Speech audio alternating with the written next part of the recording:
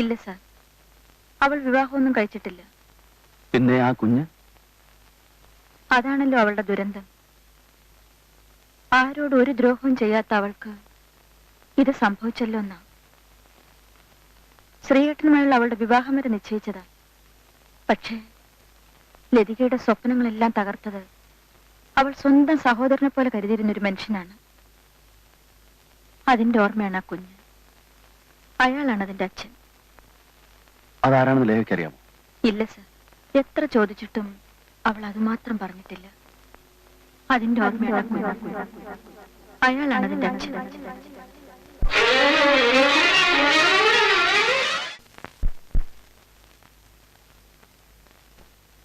എന്തിനാ വിളിപ്പിച്ചത്?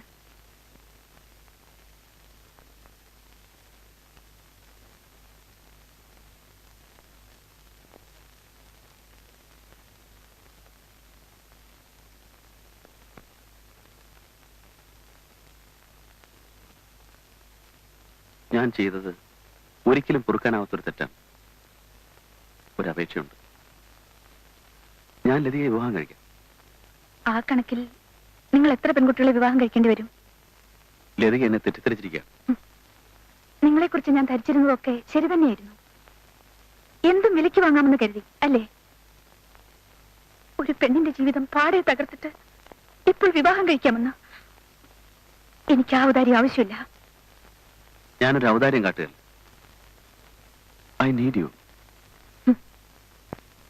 എനിക്കൊരു മോനുണ്ടെന്ന് ഞാൻ നേരത്തെ അറിഞ്ഞിരുന്നില്ല. മോൻ നിങ്ങളുടെ തന്നെയാണെന്ന് എന്താണ് ഇത്ര ഉറപ്പ്? ഇനിയും എന്നെ പരീക്ഷിക്കരുത്. ലതികയുടെ എല്ലാ ചുറ്റുപാടുകളും മനസ്സിലാക്കിയവനാണ് ഞാൻ. ലതികയ്ക്കറിയാമോ, വീണ്ടും കണ്ടുമുട്ടുന്നതുവരെ ഞാൻ ലതിക എവിടെയൊക്കെ അന്വേഷിച്ചു വന്നു? എനിക്കിതൊന്നും കേൾക്കണ്ട. എല്ലാത്തിനും ഞാൻ ഒന്നുകൂടെ മാപ്പ് ചോദിക്കാം. കഴിഞ്ഞൊക്കെ മറക്കും. ഞാൻ എന്നെ അതൊക്കെ മറക്കാൻ ശ്രമിക്കുന്നു. പക്ഷേ ഈ ജന്മം എനിക്കതിന് കഴിയുമെന്ന് തോന്നുന്നില്ല. ഇപ്പോ എനിക്ക് എന്റേതെന്ന് അവകാശപ്പെടാൻ ഒരു ജീവൻ ഈ ഭൂമിയിലുണ്ടെന്ന് അറിഞ്ഞത് മുതൽ ജീവിതത്തിന് ഒരു പുതിയ അർത്ഥം ഉണ്ടായതുപോലെ. അതിപ്പോഴുണ്ടായ അറിവല്ലേ? നിങ്ങൾക്കറിയുമോ, മോനെ വയറ്റിൽ ചുമന്നുകൊണ്ട് നടക്കുമ്പോൾ ഞാൻ അനുഭവിച്ച വേദന, നാലുപാടിൽ നിന്ന് ഞാൻ ഏറ്റ പരിഹാസങ്ങൾ. നമ്മുടെ കുഞ്ഞിന് വേണ്ടിയെങ്കിലും. നമ്മുടെ കുഞ്ഞോ? എന്നെങ്കിലും ഞാൻ ചൂണ്ടിക്കാണിച്ചു കൊടുത്തെങ്കിലല്ലേ അവന്റെ അച്ഛനായി നിങ്ങളെ നാലുപേരെ അംഗീകരിക്കൂ. ലതിക എന്നോട് പ്രതികാരം ചെയ്യാണ്. നിങ്ങൾക്കതറിയില്ല. ആ കുഞ്ഞൊരിക്കലും ജനിക്കരുതെന്ന് ആഗ്രഹിച്ചവളാണ് ഞാൻ. പിറന്നു വീണപ്പോൾ ഞാൻ അവനെ വെറുത്തു. പക്ഷേ ഇന്നെന്റെ ജീവനാണ് അവൻ.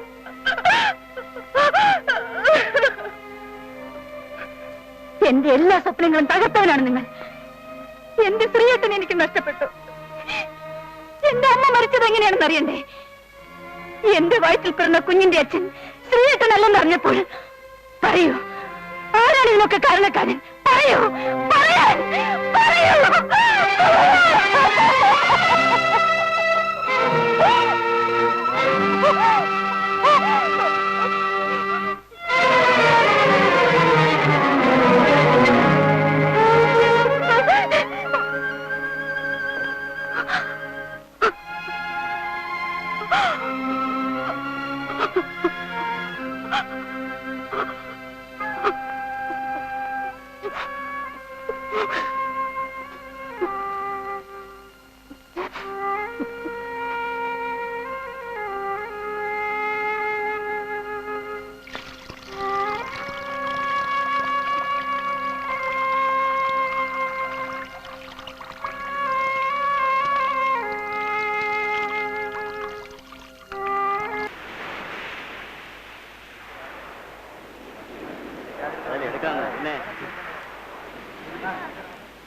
എന്തൊരു മഴയാ! ഓർക്കാപ്പുറത്തുള്ള മഴയായതുകൊണ്ട് ഞാൻ ഇന്ന് റെയിൻ കോട്ട് എടുത്തില്ല. ഇനിയിപ്പോ സ്കൂട്ടറിൽ എങ്ങനെയാണോ പോണേ? അയ്യോ, മെസ്സറി വിട്ടുകാണോ? ഞാൻ അങ്ങോട്ടും പോയാലോ? ലതിക്ക് കിറുക്കുണ്ടോ ഈ മഴയത്ത് നനഞ്ഞോണ്ടോടെ? എന്റെ മോനും ഈ പെരുമഴയത്ത് എന്ത് ചെയ്യാനാ? മഴ മാറട്ടെ.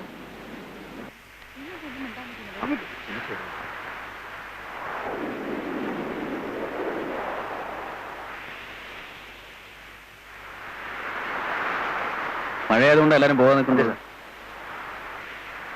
2-3 പേരെ വേണമെങ്കിലും ഞാൻ എന്റെ കാറിൽ ഡ്രോപ്പ് ചെയ്യാം. ലതിക വരുന്നു. No thanks.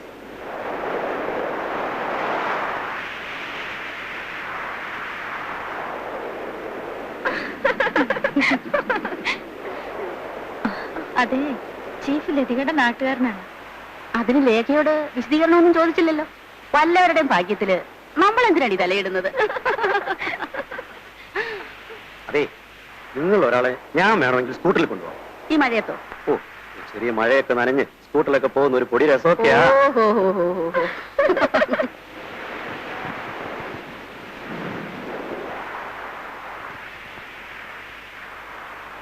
ഗോല, ഈ കുടൽ എഴുതി കൊടുക്കും.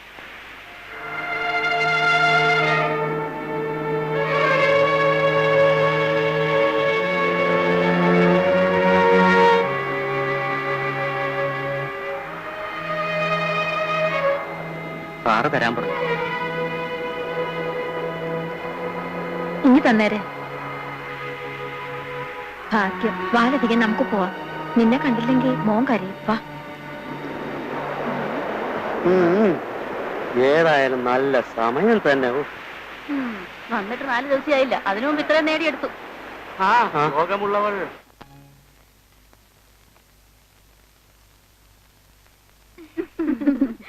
എടി, കഴിവുള്ളവർ മഴ നനയാതെ ഇങ്ങ് പോന്നു. അതിന് നിങ്ങൾ എന്തിനാ അസൂയപ്പെടുന്നത്? അസൂയപ്പെടുന്നെന്ന് വെച്ചാൽ കണ്ടാ മിണ്ടാ പൂച്ചയാ, പക്ഷെ പുളിങ്കൊമ്പെ തന്നെ പിടിച്ചിരിക്കുന്നത്.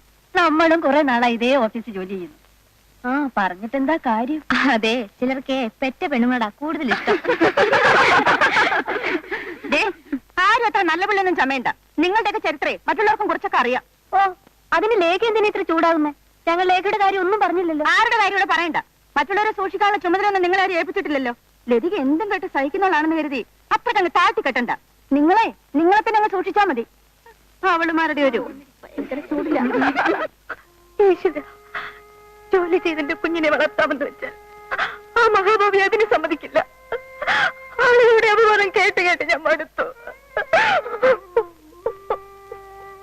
ലതിക, നീ എന്തിനാ ഇങ്ങനെ നിയന്ത്രണം വിടുന്നത്?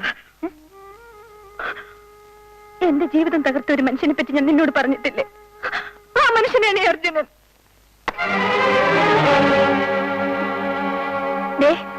എനിക്കൊരു കാര്യം പറയാനുണ്ട്. ഇനി എന്നെ ഉപദ്രവിക്കരുത്. ഇരിക്കണമെന്നും അല്ല ഞാൻ. ഒരു പെണ്ണിനെ ഇതിലും കൂടുതൽ എങ്ങനെയാ ദ്രോഹിക്കുക? പ്ലീസ്, ഇനിയെങ്കിലും എന്നെ ഒന്ന് വെറുതെ വിടൂ. ലതയ്ക്ക് ഇത്രമാത്രം പ്രയാസം ഉണ്ടാക്കിയതില് എനിക്ക് വിഷമമുണ്ട്. ഒരു കാര്യം പറഞ്ഞേക്കാം, ഇപ്പോൾ നിങ്ങൾ എന്നെ മേലധികാരിയാണ്, സമ്മതിച്ചു. പക്ഷേ ഈ എന്നെ വിലക്കെടുക്കാമെന്ന് കരുതണ്ട. ക്ഷമിക്കൂ, ഞാൻ കുട തന്നത് ലതികയെ ഇത്രമേൽ അസ്വസ്ഥയാക്കുമെന്ന് ഞാൻ പ്രതീക്ഷിച്ചില്ല. മറ്റുള്ളവരുടെ വികാരം നിങ്ങൾക്ക് എങ്ങനെ മനസ്സിലാവും? ഞാനൊന്നും പറയുന്നില്ല. ലതികേ, ഞാൻ നിന്റെ മേലധികാരി എന്നതിൽ കവിഞ്ഞ് ഒരു പുരുഷനാണ്. നീ ഇപ്പൊ എന്തോ പറയാമെന്നല്ലോ, അതെനിക്കറിയാം. പക്ഷേ ഞാനത് ക്ഷമിച്ചിരിക്കുന്നു. അത് ശരി, അപ്പൊ തെറ്റെന്റേതാണ്. ക്ഷമ ചോദിക്കേണ്ടത് ഞാനും. ക്ഷമിച്ചിരിക്കുന്നു പോലും. ഞാൻ ചെയ്ത തെറ്റ് നിനക്കെന്തോട് ക്ഷമിച്ചൂടാ? എന്റെ തെറ്റിനുള്ള ഏക പരിഹാരമാകാൻ ഞാൻ പറഞ്ഞു. കഴിഞ്ഞെല്ലാം മറന്ന് ലതികയുടെ ജീവിതത്തിലേക്ക് കടന്നു വരാൻ എന്നെ അനുവദിക്കൂ. സാധ്യമല്ല. എനിക്ക് ലതികയെ ഇഷ്ടമാണ്. പക്ഷെ ഞാൻ നിങ്ങളെ വെറുക്കുന്നു. ഈ മുഖം ഒരിക്കലും കാണേണ്ടി വരരുതെന്ന് ആഗ്രഹിച്ചവളാണ് ഞാൻ. വീണ്ടും കാണേണ്ടി വന്നല്ലോ, അതും തീരെ പ്രതീക്ഷിക്കാത്ത സ്ഥലത്ത് വെച്ച്. നീ എന്റെ ഭാര്യയാണെന്ന് ഞാൻ പരസ്യമായി പറയാൻ പോവാൻ. പറയൂ. ആ നിമിഷം ഞാൻ ഇല്ലാതാവും. നിങ്ങൾ ആഗ്രഹിക്കുന്ന എന്റെ ശരീരമില്ലേ, അതിനാവശ്യക്കാർ ധാരാളമുണ്ട്. നിങ്ങളുടെ മുന്നിൽ വെച്ച് ഞാനിത് പരസ്യമായി വിൽക്കും.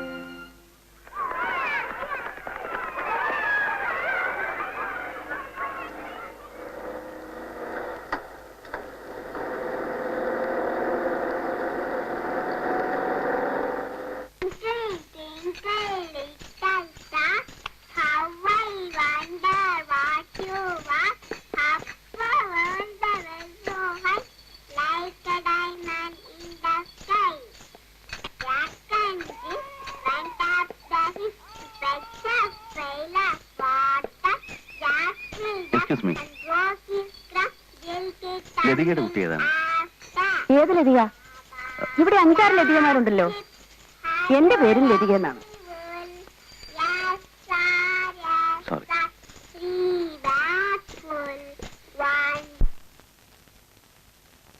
Excuse me sir, yes. ഇത് ലതികയുടെ ലീവ് ലെറ്റർ ആണ്. എന്തിനാ? അവളുടെ കുട്ടിയെ ഹോസ്പിറ്റലിൽ അഡ്മിറ്റ് ചെയ്തിരിക്കുക. കുട്ടിക്ക് എന്താ അസുഖം? ടൈഫോയിഡ് ആണെന്ന ഡോക്ടർ പറഞ്ഞത്. ഞാൻ പോട്ടെ സർ. ആ.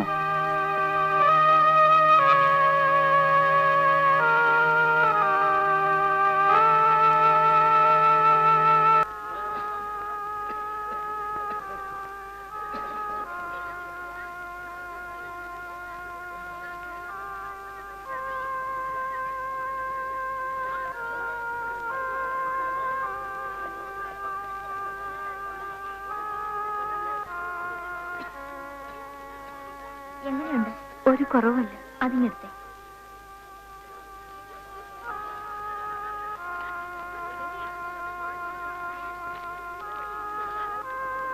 ഈ മരുന്നെല്ലാം പുറത്തുനിന്ന് വാങ്ങിക്കേണ്ടതാ. കൊണ്ടുവന്നാൽ ഇഞ്ചക്ഷൻ എടുക്കാം.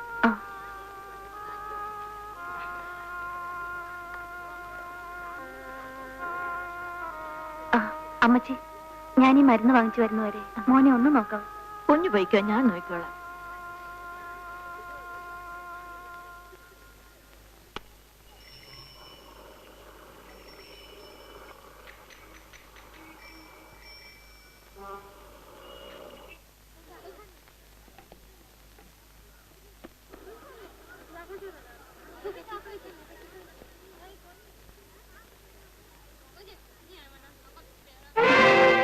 അമ്മച്ചി, മോൻ എന്തിയെ? പേവാർഡിലേക്ക് കൊണ്ടുപോയി. ഡോക്ടറും നഴ്സുമാരും കൂടി. ഏതാ നമ്പര്? 131.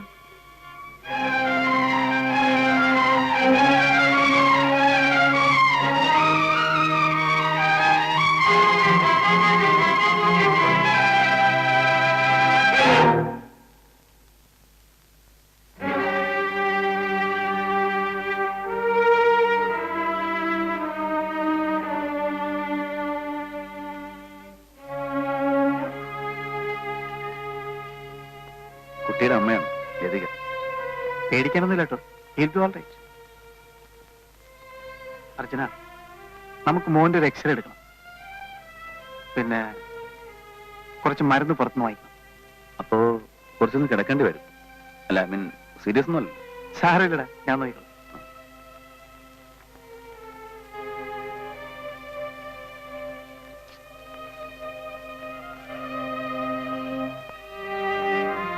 അപ്സെറ്റ് ഒന്നും വേണ്ട കേട്ടോ. ഇവിടെ കിട്ടാവുന്ന ഏറ്റവും നല്ല ട്രീറ്റ്മെന്റ് മോന് കിട്ടും. അർജുനന്റെ ബെസ്റ്റ് ഫ്രണ്ടാ. പിന്നെ ബ്രസ്റ്റ് ഫീഡിംഗ് ഉണ്ടല്ലേ? ഉണ്ട്. എന്നാ പിന്നെ വേറെ കൊടുക്കണ്ട. പറ്റേ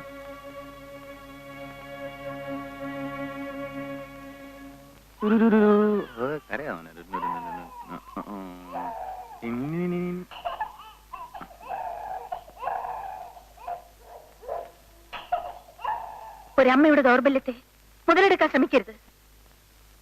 ഒരച്ഛന്റെ ദൗർബല്യത്തെ പരിഹസിക്കരുത്.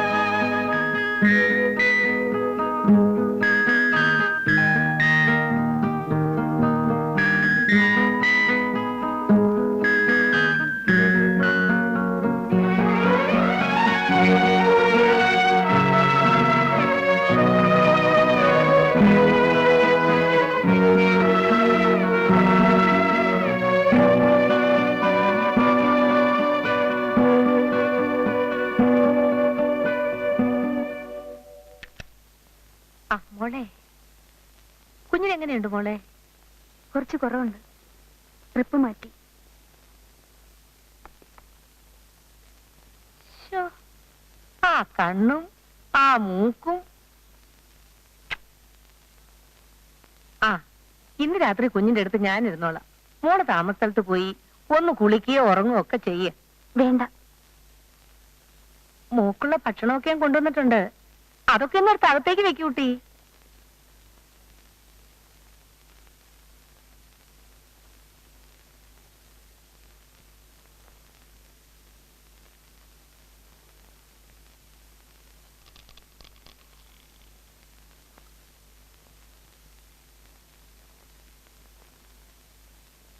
മോടെ മനസ്സിലുള്ള വിചാരങ്ങളൊക്കെ എനിക്കറിയാം. അർജുനൻ എല്ലാ കാര്യങ്ങളും എന്നോട് പറഞ്ഞു. നീ അവന് മാപ്പ് കൊടുക്കണം. ഒരു സ്ത്രീക്ക് മാപ്പ് കൊടുക്കാൻ കഴിയാത്ത തെറ്റാണ് അമ്മയുടെ മകൻ എന്നോട് കാണിച്ചത്. എനിക്കറിയാം. അതിനൊരു പരിഹാരം വേണ്ടേ കുഞ്ഞെ? ദേ, അർജുനൻ മോളെ വിവാഹം കഴിക്കും. വേണ്ട.